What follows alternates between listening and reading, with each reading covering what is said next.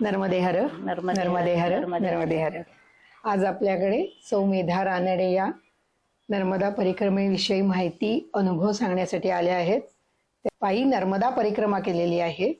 मी त्यांना त्यांचा परिचय द्यायला विनंती करते. नमस्कार, मी सौ मेधा मिलिंद रानडे. नुकतीच मी आता 22 आणि 23 साली पायी परिक्रमा केली. तर मी मूळची म्हणजे लग्नाच्या आधीची राजश्री गोविंद तामणकर माझं माहेरचं नाव आणि इचलकरंजी माझं गाव. तुम्हाला नर्मदा परिक्रमा करावीशी वाटली म्हणजे तुमच्या मागे काहीतरी आध्यात्मिक बैठक असणारच. त्या संबंधी काही थोडं सांगू शकता का?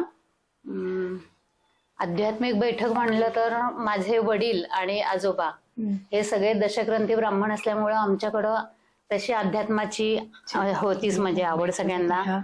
आणि आमच्या भावंडांमध्ये पण ती अध्यात्माची आवड उतरलेली आहे. तर आमचे सगळे तीर्थक्षेत्र जी अवघड तीर्थक्षेत्र आहेत ती सगळी आमची बहुतेक करून झालीत. म्हणजे पायी आमचं केदारनाथ म्हणजे चारीधाम वगैरे हे सगळं झालेलं आहे. जे अवघड यात्रा ते तरुण वयात झालेले आहेत आमच्या.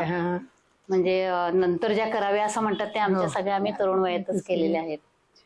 आणि आता आमची 22-23 ला आम्ही नर्मदा परिक्रमा पायी केली तेव्हा. मग तुम्ही नर्मदा परिक्रमा कुठून उचलली आणि एकट्याच गेल्या होत्या का कोण बरोबर होतं तुमच्या? आम्ही उचलली परिक्रमा ओंकारेश्वरला. अच्छा. आणि ओंकारेश्वरवरनं आम्ही पुढं चालू केलं. परिक्रमा आम्ही आणि माझ्या बहिणीने उचलली. तर आमच्या दोघींचं असं चाललेलं की आपण परिक्रमा करूया. तर कशामुळे झालं तर आम्ही नर्मदा परिक्रमा बसने केली होती 2015 ला. अच्छा. तर तेव्हा आम्ही असं परिक्रमा करताना आम्हाला गाडीतून परिक्रमावासी दिसायचे, पायी जे जायचे तेव्हा ते दिसायचे. तर तेव्हा असं वाटलं की आपण का करू शकणार नाही एवढं, बसने करतोय तर आपण आता पायी पण चालूया. तर तसं आमच्या मनात आलं दोघींच्या. आणि काही प्रापंचिक ज्या सगळ्या अडचणी होत्या त्या सगळ्या आमच्या दूर झाल्या. आणि तर त्या पूर्ण झाल्यानंतर मग मी सहज बहिणीला म्हणलं की आपण आता जाऊया का याला नर्मदा परिक्रमेला. तर तसं मग ती म्हणाली की आपण चालेल. मी घरी विचारते. मग मी पण घरी विचारून ठेवलं होतं. घरातल्यांची पण संमती मिळाली, आमच्या सगळ्यांच्याकडून मिळाली. मग आम्ही आमच्या म्हणजे परिक्रमेची सगळी तयारी करू लागलो. तर पहिल्यांदा आम्ही नर्मदा परिक्रमेची आधी माहिती कुठलंच घेतलेली नव्हती. तर मग सुरुवात आपण प्रतिभा चितळ्यांच्या ह्याच्यापासून आपण बघूया म्हणलं. त्यांचे सगळे भाग आहेत ते बघू म्हणलं आपण. तर मग आम्ही ते भाग सगळे बघितले. तर तेव्हा तरी आम्हाला अगदीच असं वाटलं की आता जायचंच आपण परिक्रमेला. मग आम्ही सुरुवात केली. मग नंतर मग परिक्रमा जेव्हा आम्ही म्हणजे हे केले, तयारी केली आम्ही जायची, तर तेव्हा आम्हाला माझ्या नशिबाने मला नर्मदा पुराण ऐकायला मिळालं. आमच्या गावातच तळेगावमध्ये विठ्ठल मंदिरात नर्मदा पुराण चालू झालं होतं. तर त्याचा म्हणजे लाभ झाला आम्हाला. आणि पायी नर्मदा परिक्रमा जे करून आलेत तर ते दोघे तिघे आमच्या तळेगावात सांगायला आले होते. म्हणजे कसं त्यांचे अनुभव सांगायला ते पण योगाने आम्हाला ऐकायला मिळाले. तर अशी म्हणजे आम्ही परिक्रमाची सुरुवात केली ते ह्याची. म्हणजे आता तुम्ही परिक्रमेला जाताना तुम्ही काही काव्य केलंय की चला नर्मदेला, आपण थोडस म्हणून दाखवा, गाऊन दाखवा. चालेल. जाऊ चला नर्मदेला, जाऊ चला नर्मदेला, हासत नाचत जाऊ, हासत नाचत जाऊ. जाऊ चला नर्मदेला, जाऊ चला नर्मदेला, मैया तू चोहीकडे गजर तुझा करू गडे. नर्मदे हर, नर्मदे हर, नर्मदे हर, नर्मदे हर, नर्मदे हर, नर्मदे हर, नर्मदे हर, नर्मदे हर, नर्मदे हर. वा, सुंदर. हे ऐकून लोकांना स्फूर्ती मिळेल. खरंच नर्मदा परिक्रमाला आपण जाऊया. आता तुम्ही पहिल्यांदा ओंकारेश्वरनं सुरू केल्यानंतर नदी काठून केली का?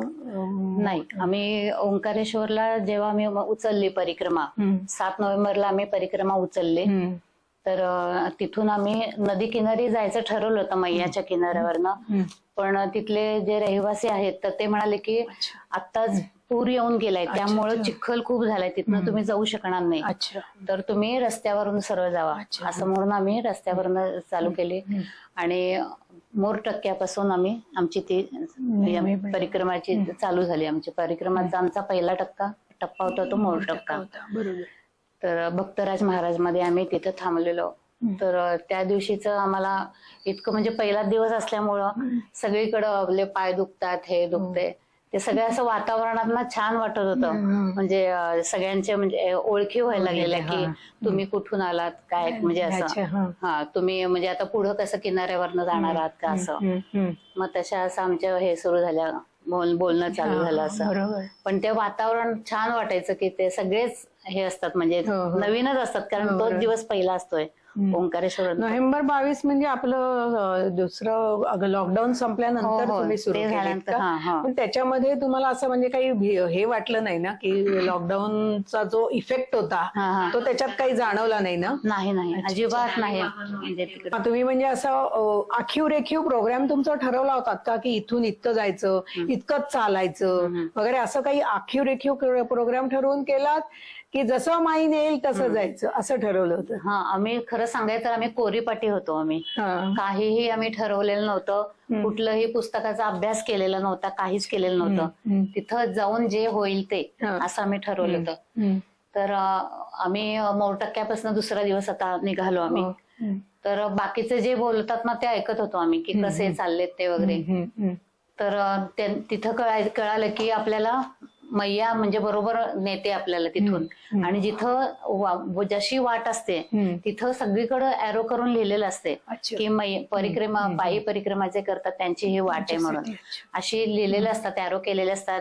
लाल कपडा लावलेला असतो, म्हणजे ते गावातले लोक आपल्या पायी परिक्रमा जे करतात त्यांच्या सोयीसाठी म्हणून आधी 2 महिने हे काम करतात की ह्या परिक्रमावासीतल्या लोकांना सोपं जावं, म्हणजे ते रस्ता चुकू नयेत म्हणून. तर तसं आम्ही जसं एरो असेल तसा आम्ही चालत गेलो. मैया होतीच आमच्या बरोबर. मैयाने व्यवस्थित आम्हाला रस्ता दाखवत नेलं. तिथं पुढं आम्ही मोरटक्क्याच्या पुढं जरा असं गेलो आम्ही, मैयाचा किनाराच होता तो. आणि आम्हाला कुठं रस्ता दिसेना, आम्हाला कुठं जायचं तिथं. तर आम्ही जोरात सगळे ओरडालो, नर्मदे हर ओरडलो आम्ही सगळे. तर लांबनं मैया जी इधर आओ, उधर एक छोटासा रास्ता है, उधर से जाओ आप.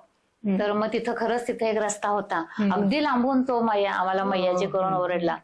म्हणजे आम्हाला तसे असे रस्ते आम्हाला दिसत होते, म्हणजे असे मिळत होते. तुम्ही असं ठरवलं नव्हतं की किती किलोमीटर रोज चालायचं? साधारण तुमचं किती किलोमीटर रोज होत होतं? आम्ही जेव्हा लोकांना जे विचारून गेलो होतो आम्ही, आता सुरुवात करायची तर जे जाऊन आलेत, परिक्रमा करून आलेत, तर त्यांचा पण आम्ही थोडासा सल्ला घेतला होता, कारण अगदीच कोरीपाटी नको असं.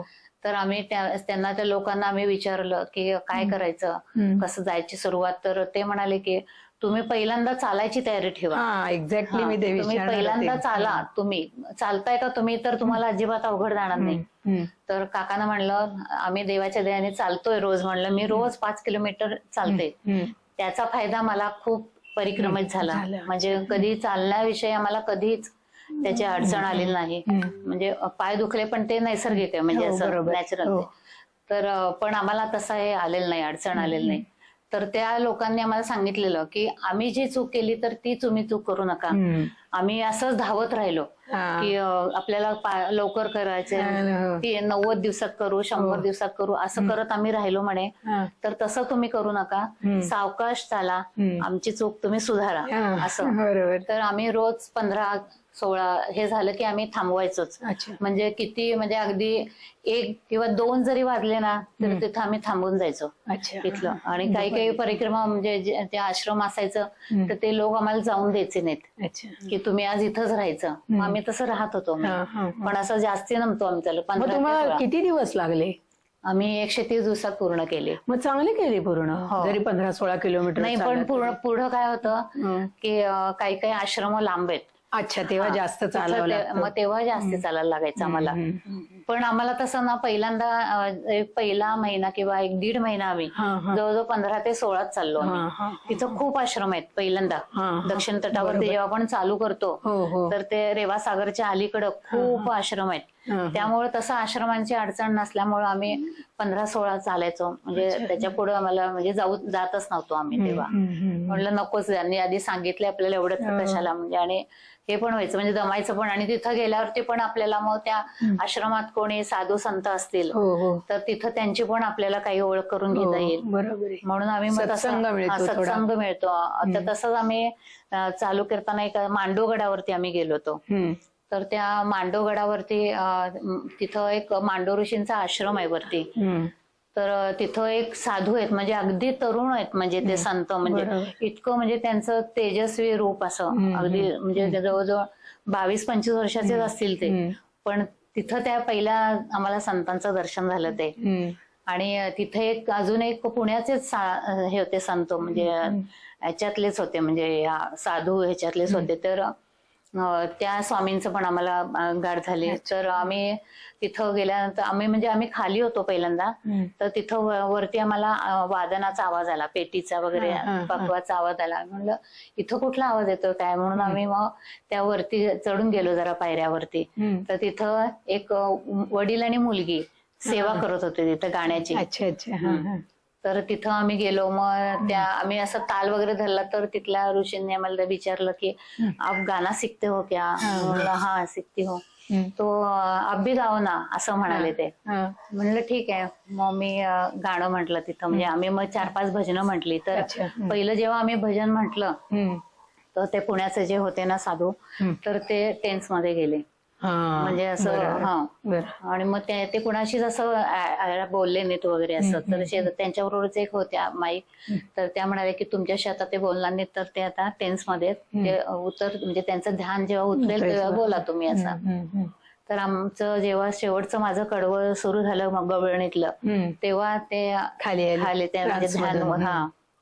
तर मग ते म्हणजे नंतर मग त्यांना इतकं आवडलं त्यांना की त्यांनी आम्हाला प्रत्येकीला आम्हाला 10,000 रुपये दिले. तर ते मी बक्षीस म्हणून माझ्या मोबाईल मध्ये ठेवले ते की पहिलं साधूंनी आपल्याला बक्षीस दिलं असं. मग तसं म्हणजे नंतर मग ते माझ्याशी बोलले आणि परत तेच 3 महिन्यांनी आम्हाला भेटले. तर ते म्हणाले की मैया जी वो उस दिन का हमें गाना सुनना है. हा जरूर सुनाव असं म्हणलं. हा ऐकवेन म्हणाले मी त्यांना. असं पुण्याचे साधू तुम्हाला भेटले ना तर तुम्ही कुठलं तरी गाणं म्हटलं तर ते ट्रान्स मध्ये गेले बरोबर. मग तेव्हा तुम्ही कुठलं गाणं म्हटलं होतं? तेव्हा मी एक नामाचंच भजन म्हणत होते. अच्छा. तर घ्या हो हरीचे नाम नाम घ्या हो हरीचे नाम. द्रव्य न लागे नाम घ्यावया ना झिजवावे लागे काया. द्रव्य न लागे नाम घ्यावया ना झिजवावी लागे काया. मोहपाशी गुंतुनी वाया मोहपाशी गुंतुनी वाया. सुलभ असे हरिनाम सुलभ असे हरिनाम नाम नाम. राधा कृष्ण गोपाळ कृष्ण राधा कृष्ण गोपाळ कृष्ण. घ्या हो हरीचे नाम नाम घ्या हो हरीचे नाम. दाविल तो निज धाम दाविल तो निज धाम.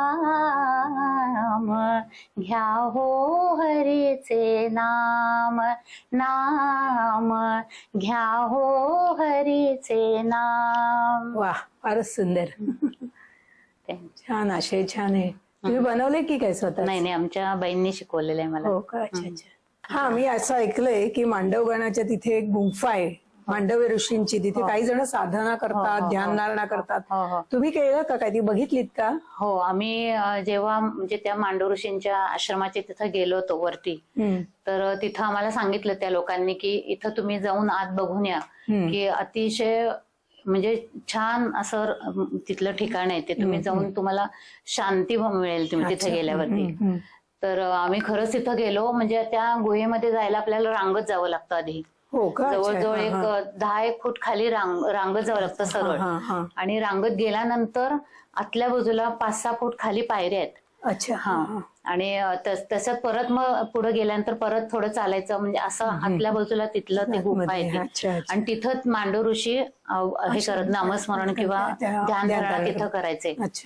तर तिथं आम्ही ते जाऊन तिथं त्या गुहेचं आम्ही जाऊन म्हणजे तिथली एक शांतता कशी असते त्याचा आम्हाला त्याची अनुभूती तिथली मिळाली. म्हणजे छान आहे. म्हणजे सगळ्यांनी जाऊन जरूर बघावे. परिक्रमा जेव्हा सुरू करतो आपण तेव्हा एक, कारण ते थोडस वरती आहे त्यामुळे लोक म्हणतात नको आता वरती एवढं कर, पण जावा जरूर तिथं आणि ती गुंफा बघून या, त्या स्वामींचं दर्शन घ्या.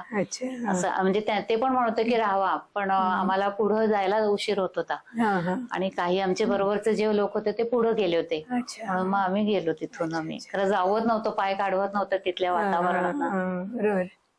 मग परिक्रमेतील दिनचर्या कशी केलीत तुम्ही? आणि परिक्रमा करण्याचं ठरवल्यापासून तुम्ही तयारी अशी काय केलीत? कारण आपण चालतो पण आपल्याला वजन घेऊन चालायची प्रॅक्टिस नसते. ते फार महत्वाचं आहे. चालायला होईल, ते कसं काय तुम्ही केलं? आम्ही काय करायचो, आम्ही पहिल्यांदा जेव्हा सुरू केलं म्हणजे आपण परिक्रमा करू असं जेव्हा म्हंटल आम्ही, तेव्हा मी मिरजेला बहिणीकडे गेले होते. बहिणीकडे गेले होते मी. तर तिथनं आम्ही ठरवलं की आपण वाडीला चालत जाऊ, नरसोबावाडीला मिरजेतून. तर आम्ही 5 किलोचं जवळजवळ ओझं घेतलं आणि वाडीला चालत गेलो. किती किलोमीटर आहे मिरजे? साधारण 18 किलोमीटर तिकडे आहे. अच्छा, म्हणजे ती प्रॅक्टिस छान झाली तुमची. तिथनं आम्हाला छान म्हणजे 18 किलोमीटर आम्ही पहाटे 5 लाच चालू केलं जायला आणि 8:30 ला पोहोचलो तिथं आम्ही. 18 किलोमीटर. आणि मग तिथंच आम्ही एक दत्त महाराजांचेच आम्ही एक तिथं हे आहेत, शिष्य आहेत तिथले, म्हणजे किंवा तिथे गुरुजी आहेत, रुके गुरुजी म्हणून, तिथले सगळं देवाच्या इथलं बघतात. तर तिथल्या त्यांच्याकडे आम्ही गेलो. तर तिथं आम्ही दत्ताच्या इथं असं पण आम्ही संकल्प केला की आम्हाला, त्यांना सांगितलं की आम्हाला आशीर्वाद, दत्त गुरु महाराजांचे आशीर्वाद मिळवू देत आम्हाला.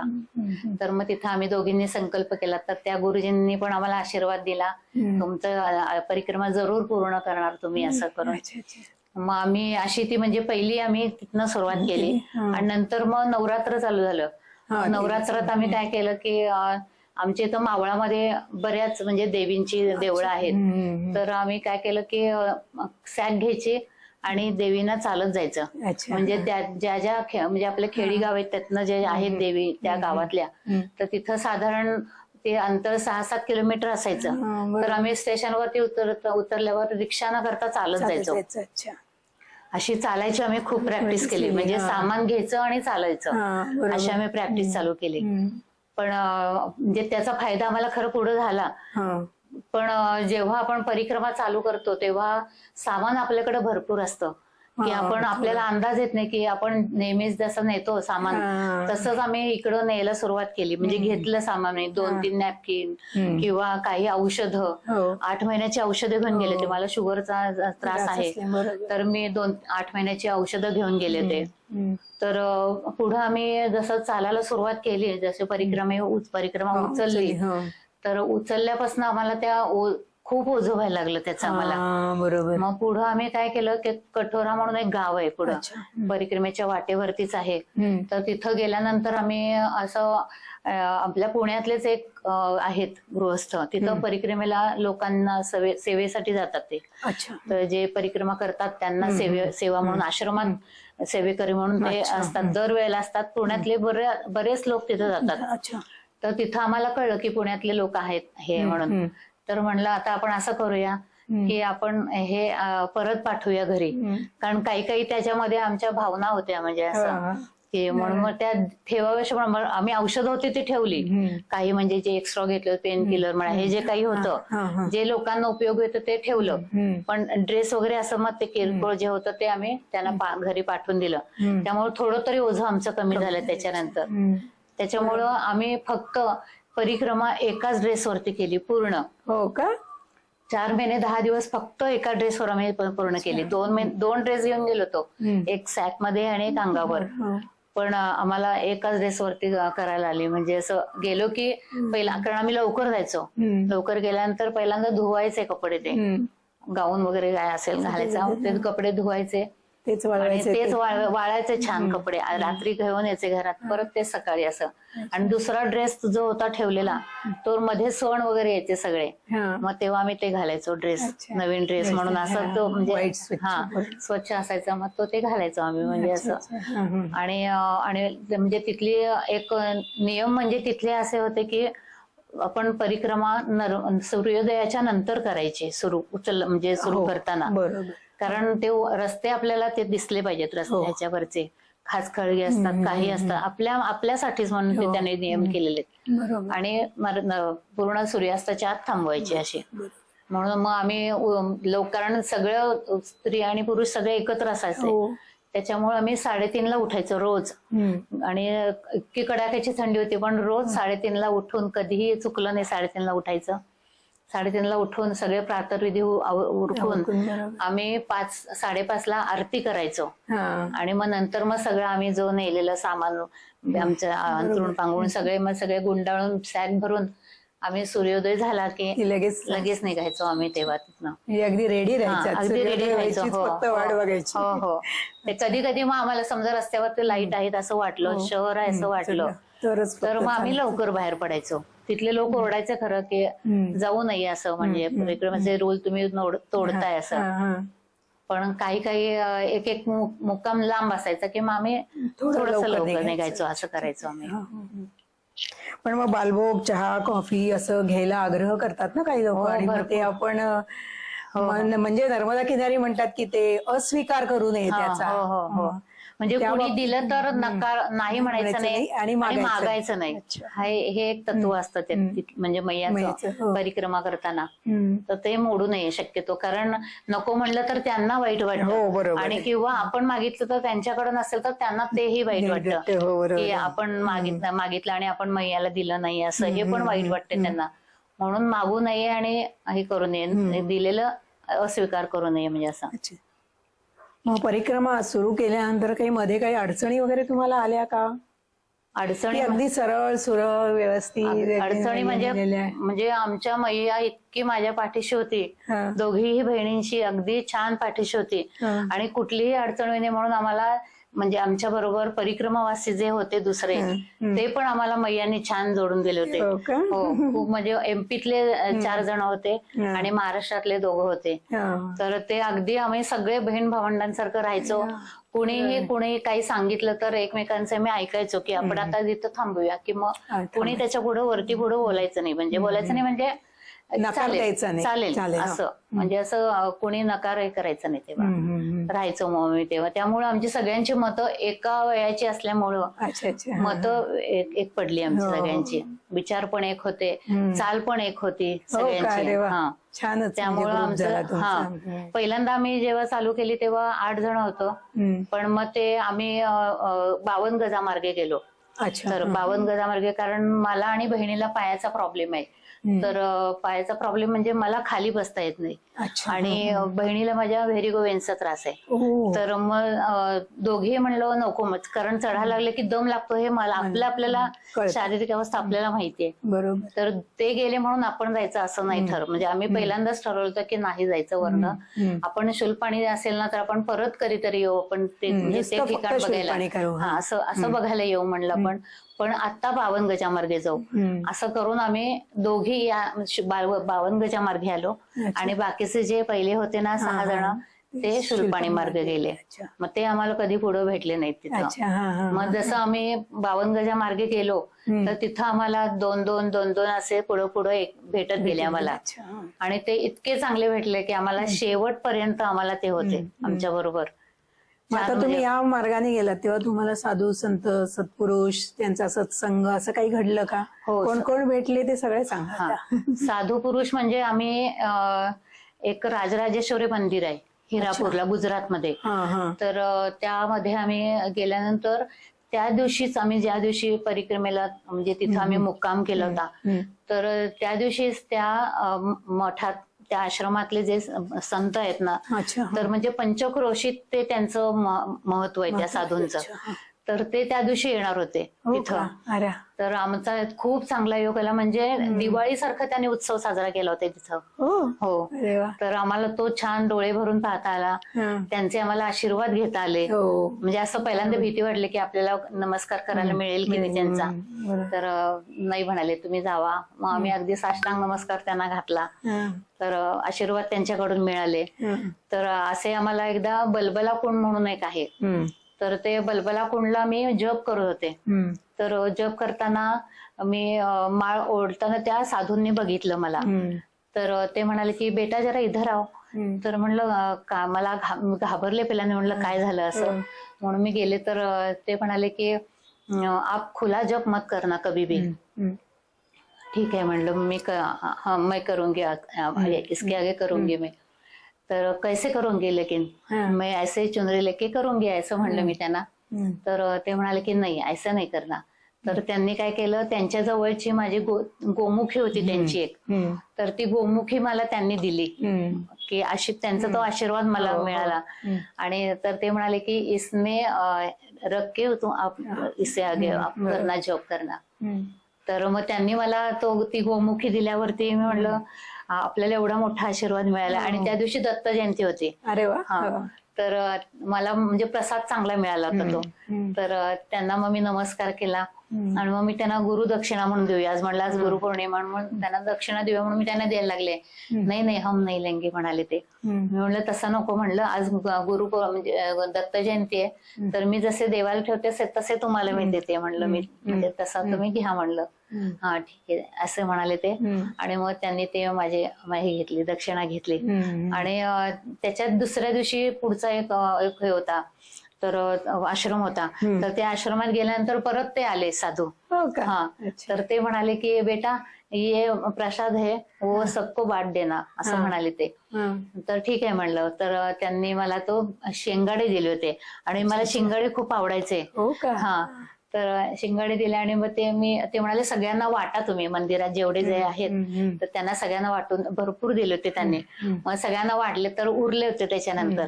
तर ते म्हणले सब आपले जना असं म्हणाले ते. म्हणजे लगेच दुसऱ्या दिवशी पण प्रसाद मिळाला मला त्यांचा. आणि जे आवडते ती वस्तू मिळाली. हो हो. तर असे म्हणजे साधू आम्हाला. आणि एक कोटेश्वरवाडी म्हणून एक होती, तिथं एक निसरापूर म्हणून गाव आहे वाटेवरती. म्हणजे जेव्हा गुजरात मध्येच, म्हणजे त्या गुजरातच्या दरम्यानच एक निसरापूर म्हणून गाव आहे. तर तिथं आम्ही गेलो. तर तिथं एक मंदिर आहे. तर ते निसरापूर गाव ना पूर्ण पाण्याखाली, पूर जेव्हा आला होता तर ते पूर्ण गाव पाण्याखाली गेलं होतं. म्हणजे ते दिसत होतं आम्हाला की भग्न अवशेष सगळे ते गावाचे. तर त्यांनी नवीन गाव वसवलं होतं कोटेश्वरवाडी म्हणून. तर तिथंच त्यांनी शंकराच्या माची स्थापना केली होती.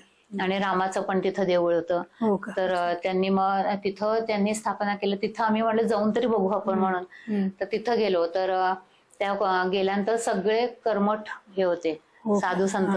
म्हणलं तर बोलायचंच, म्हणजे कसं काय बोलायचं आपण. सगळं पहिल्यांदा आम्ही असं गुपचूप असं अगदी हळू आवाजात बोलत होतो. मग तेच आम्हाला विचारायला लागले प्रश्न सगळे, म्हणजे कहा से आए हो वगैरे असं, कैसे लगते, म्हणजे परिक्रमा करके कैसे लगते है आपको. तर ते बोलायला लागल्यावर ते मग आम्ही मोकळे झालो. कारण आम्हाला असं कळलं होतं की कर्मठ जर संत असतील तर जास्ती बोलायला जाऊ नका तुम्ही, म्हणजे असं आम्हाला आधीच सांगितलं होतं. म्हणून तेच आमच्या डोक्यात होतं की बोलायचं की नाही आपण. तर तिथं आम्हाला खूप साधूंचं दर्शन मिळालं तिथं. हो. म्हणजे आम्ही त्या दिवशी एक पूर्ण दिवस आम्ही तिथं राहिलो होतो. हो. म्हणजे आम्ही काय केलं होतं, आम्ही दरवेळेला काय करायचो, आम्ही सगळं सामान आम्ही पुढे पाठवायचं आमचं. की तिथं बस सेवा असते, म्हणजे आहे ना आपली. तर त्या लक्झरी बसेस आहेत ते बस सेवेच्या त्या. तर तिथं त्यांचं बाहेर सामान ठेवायला असतं, म्हणजे तर तिथं ते कंडक्टर ड्रायव्हर असे तर ते म्हणायचे की तुमचं जे सामान काही आहे ते तुम्ही याच्यात ठेवा, तुम्हाला जे कुठं पोहोचवायचं तिथं आम्ही पोहोचवतो असं म्हणायचे ते. तर आम्ही तिथं तसंच आम्ही नेहमीप्रमाणे तिथं ठेवलं आम्ही सामान, त्या रस्त्यावरती ठेवलं.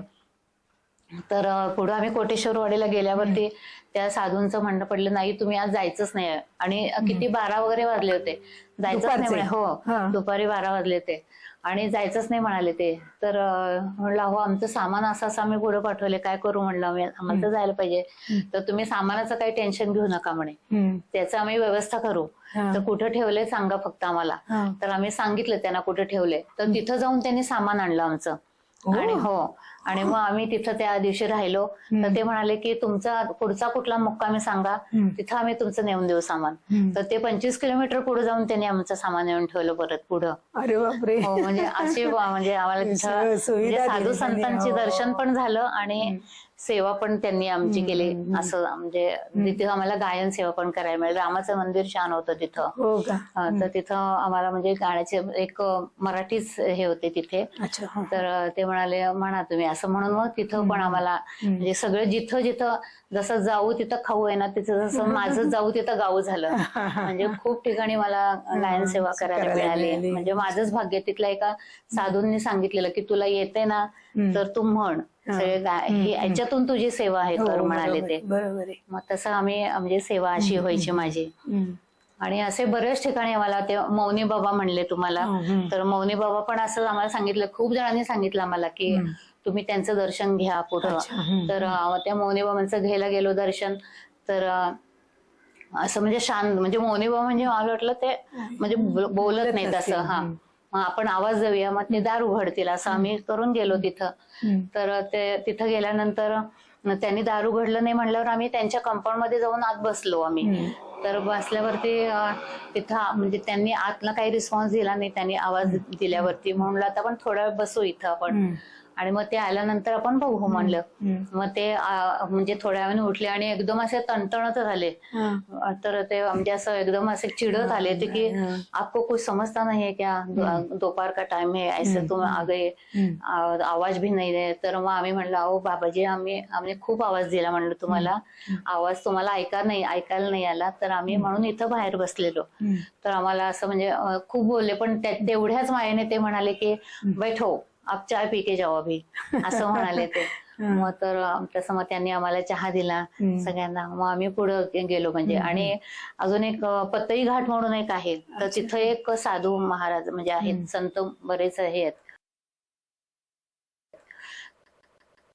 तर प्रसिद्ध संत तिथले पण. तर त्यांचं पण दर्शन घ्या असं आम्हाला सांगितलेलं. पण आम्ही तिथं गेलो तर नेमकं ते नव्हते तिथं. पण आम्ही जेव्हा एक घाट उतरत होतो तर तिथं आम्हाला त्यांचं दर्शन झालं.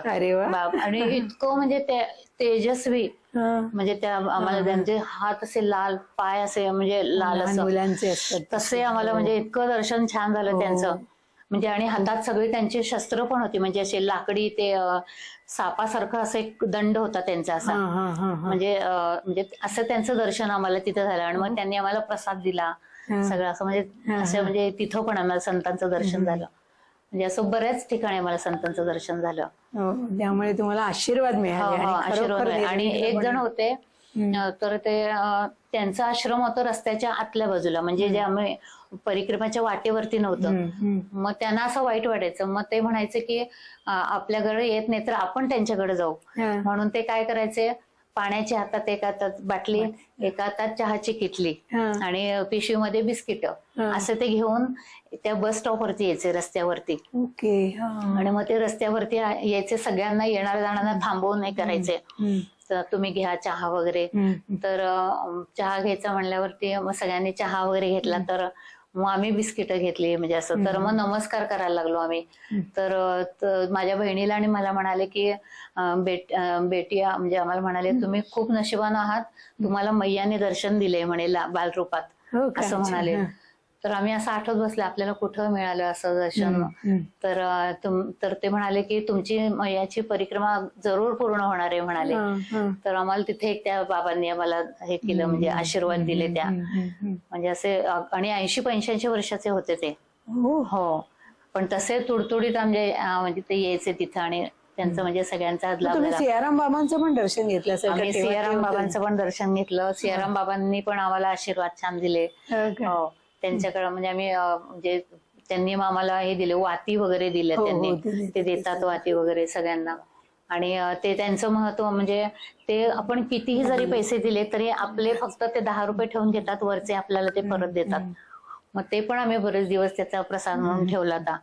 पण आम्हाला दर्शन झालं म्हणजे आता नंतर आम्हाला त्यांचं सगळं ते जे त्यांचं देहांत झालं तेव्हा असं वाटलं खरंच आपण खूप भाग्यवान होतो की आपल्याला त्यांच्या ह्याच्यामध्ये आपल्याला जायला मिळालं आणि त्यांचं दर्शन घेता आलं आपल्याला. तर त्याच्यानंतर सुद्धा आम्ही एकदा दर्शन आम्हाला असंच आम्ही गेलो होतो तेव्हा असं मिळालं आम्हाला त्याचं सियाराम बाबांचं. आश्रमात आम्ही त्यांचं प्रसाद घेतला. पण खरंच म्हणजे त्यांचं पण म्हणजे ते रामायण महाभारत जेव्हा वाचत होतं ना चष्मेशिवाय वाचतात ते, म्हणजे असं एक मोठा असा ग्रंथ आहे त्यांच्याकडं. तर तिथं त्यांना पण म्हणजे ते पण चहा देतात, म्हणजे असं ते तिथं पण त्यांची महती आहे, त्या चहाचे पण हे आहे. तर ते सुद्धा बघितलं मी, हंडा बघितला सगळं, म्हणजे तिथं पण आम्हाला बघायला मिळालं त्यांचं. असं करत करत तुम्ही खूप साधू संतांचं आणि बरेच आश्रमांचं, जुन्या आश्रमांचं आपल्याला तिथं हे दर्शन घडतं. आणि तिथं त्या शूलपाणेश्वरांना आम्ही गेलो त्यामुळे भालोदचं दर्शन आम्हाला झालं. भालोदला प्रतापी महाराजांचा आश्रम म्हणजे आम्ही त्या आश्रमात गेल्यानंतर तिथे साधू होते ते, तर त्यांना विचारलं की आम्हाला प्रतापी महाराजांना आम्हाला भेटायचंय. तर ते म्हणाले हो का, म्हणाले. म्हणलं हो तर बोला मग, मीच प्रतापी महाराज आहे असं म्हणाले ते. म्हणजे इतके साधे होते ते, अगदी साधी राहणे वगैरे असं.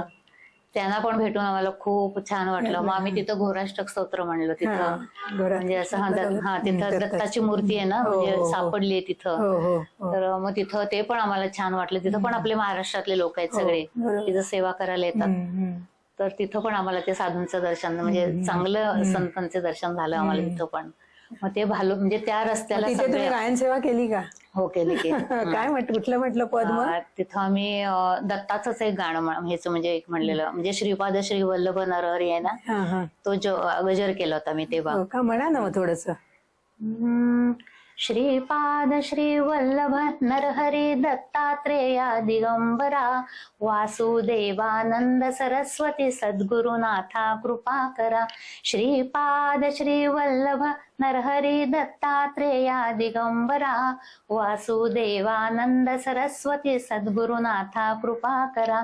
श्रीपाद श्री वल्लभ नरहरी दत्तात्रेया दिगंबरा वासुदेवानंद सरस्वती सद्गुरुनाथा कृपा करा. श्रीपाद श्री वल्लभ नरहरी दत्तात्रेया दिगंबरा वासुदेवानंद सरस्वती सद्गुरुनाथा कृपा करा. सद्गुरुनाथा कृपा करा. सद्गुरुनाथा कृपा करा. वा, सुंदर. म्हणजे आम्हाला त्याचा पण गायन सेवेचा पण मिळाला, प्रतापी महाराजांचं पण दर्शन झालं तिथं. मग असं पुढं पुढं आम्ही म्हणजे जात गेलो. मग नंतर मग एक एक म्हणजे नंतर पुढं मग सगळे एकच भेटतात. जे शूलपाणीतनं आलेत आणि आम्ही म्हणजे इकडनं 52 गजामरनं गेलेत ते सगळे शूलपाणेश्वरला एकत्र मिळतात सगळे. तिथून मग सगळे एक होतात असे. परत म्हणजे भेट होते, परत भेट होते. पण जे गेले त्यांच्याशी नाही होत, कारण शूलपाणीचं अंतर कमी आहे. आणि आपण 52 गजामार्गे ते जातो ना, तिथून अंतर जास्ती आहे. बरोबर, तो वळसा असेल. वळसा आहे तो, पूर्ण रस्त्यावर नाही देत, त्यामुळे ते लांब पडतं तिथनं, त्यामुळे त्यांची भेट होत नाही. पण शूलपाणीचा जो म्हणजे आपण इथं कशा आपल्या सह्याद्रीच्या रांगा आहेत, तर तशाच शूलपाणीच्या त्या डोंगर रांगा आहेत.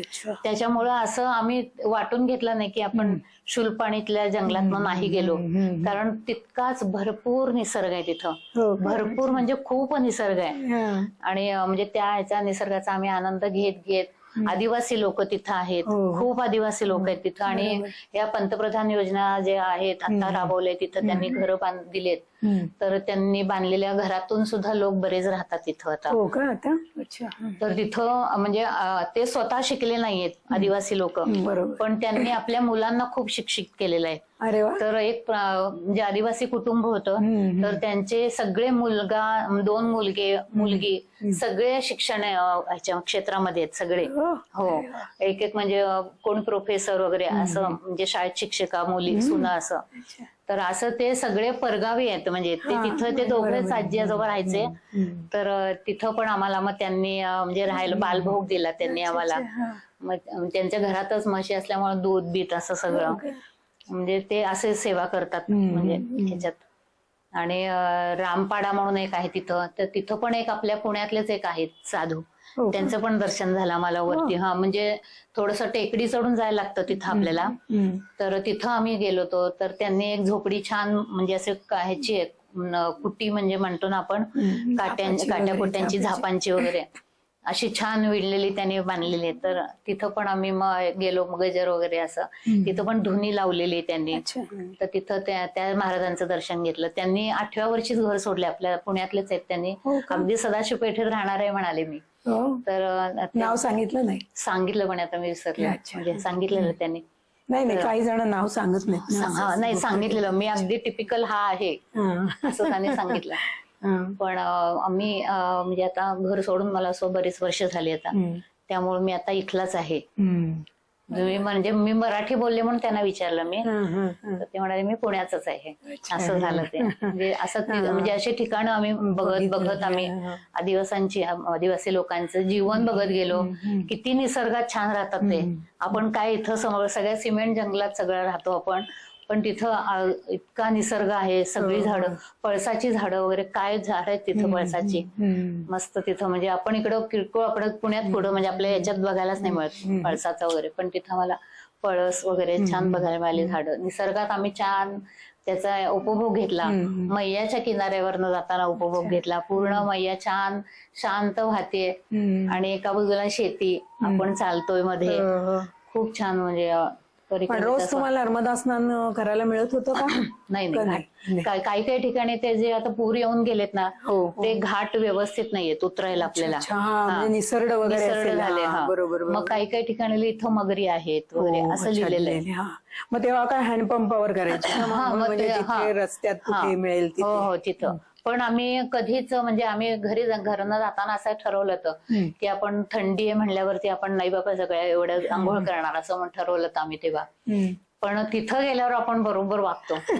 सगळं मैया आपल्याला करून घेते सगळं. काही नाही, तुम्ही इथंच करायचं, मी आहे पाठीशी तुझ्या, असं सगळं. म्हणजे इतकं गार पाणी असायचं, म्हणजे खूप. म्हणजे मला वाटते 6 वगैरे सुद्धा टेम्परेचर असेल तेव्हा. त्याच्यामध्ये आम्ही 3:30ला पाणी आंघोळ गार पाणी. मग कुठं आम्ही गेलो ना, तर पहिल्यांदा आश्रमात गेलं की तिथं आम्ही पहिल्यांदा ट्यूबवेल आहे का बघायचो. म्हणजे तिथं सगळे ते ट्यूबवेल म्हणतात, आपण बोरिंगचं जे पाणी म्हणतो ना, तर ते ट्यूबवेल आम्ही ते बघायचं. तर असलं की निम्म आपलं हायसं वाटायचं सकाळचं, की कोमट पाणी यायचं त्याला आंघोळीला आपल्याला. मग त्यामुळे ते बरं वाटायचं. म्हणजे मग आंघोळीचा प्रश्न तिथं सुटायचा आपला. पण आम्ही आंघोळी केल्याशिवाय कधीच गेलो नाही आम्ही. रोजच्या रोज हो आरती वगैरे रोजच्या रोज असायची आमची. आरती पण आमची इतकी छान ठेक्यात असायची की तुम्ही स्वतः गायक असल्यामुळे अतिशय सुंदर होणार ती आरती. गायिका असं नाही, पण मला आहे, देवाने दिलाय थोडाफार स्वर, माझ्या गुरूंमुळे मला मिळालेला आहे. तर त्याचा मी उपयोग तिथं केला म्हणजे असा. तर आरती पण खूप छान व्हायची आमची. म्हणजे आम्ही आरतीला आम्ही ते एकत्र आम्ही घरात गेलो होतो. म्हणजे तिथं आश्रम चांगलं म्हणजे होता हॉल मोठा तिथला, पण बाकीच्या सोयी काही तिथं नव्हत्या. तर ते असं सेवा म्हणून आपल्याला घरात न्यायचे. त्यांचा बंगलाच होता मोठा. तर त्यांनी मग आम्हाला घरी नेलं. तुम्हाला सगळी सोय तुमची आम्ही छान करू वगैरे असं.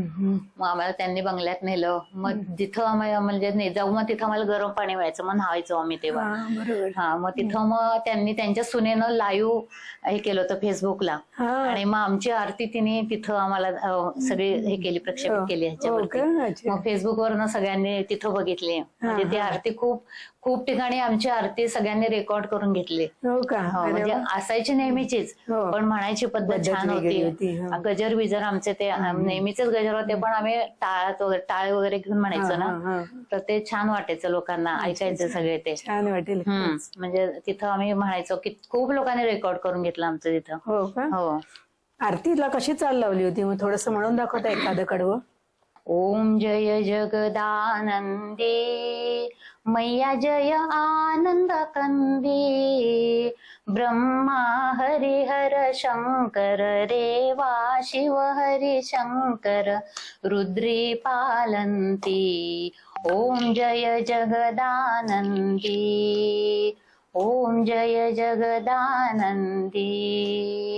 देवी नारद शारद तुम वरदायक अभिनव पद चंडी अरे वा अभिनव पद चंडी सुर नर मुनि जन सेवत सुर नर मुनि जन सेवत शारद पदवंती ओम जय जगदानंदी मैया जी की आरती निस दिन पढ़ गावे और वा जुग जुग नर गावे भजत शिवानंद स्वामी जपत हरि हर स्वामी मन वांछित फल पावे ओम जय जगदानंदी ओम जय जगदानंदी ओम जय जगदानंदी नर्मदा मैया की जय नर्मदे हर